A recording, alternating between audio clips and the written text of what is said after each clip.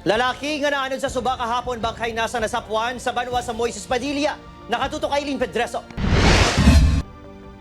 Nagahapa kag wala nas ng kabuisang masapuan sa batuhon nga bahin sa Binalbagan River ang ini nga lalaki pasado alas 11 kainas ng aga. Ginbululigan ini hakwat sang rescuers kag ginpapahigad. Ginkilala sa mga mata ang lalaki nga si Elias Jeremy 30 anyos nga ginreport na lumos sa suba sa barangay Makagahay, Moises Padilla kahapon. Pamilya yung nakakita yun, ma'am.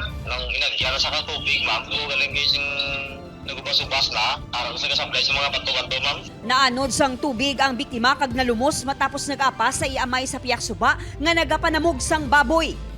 Nagdugay sa masobra 24 oras ang search and retrieval operation antis ini nasapuan. Iwayan na kaya ang karin sa tubig kay nagbahagi dyan mo. Kabalo na sa mamaglangoy, ma'am. Galing kay nakagi na sa aksidente, yan natin alam mo. Padayon nga nag-aabiso ang MDRRMO sa mga residente nga likawan ang pagtabok sa suba ilabi na kun malain ang tiyempo.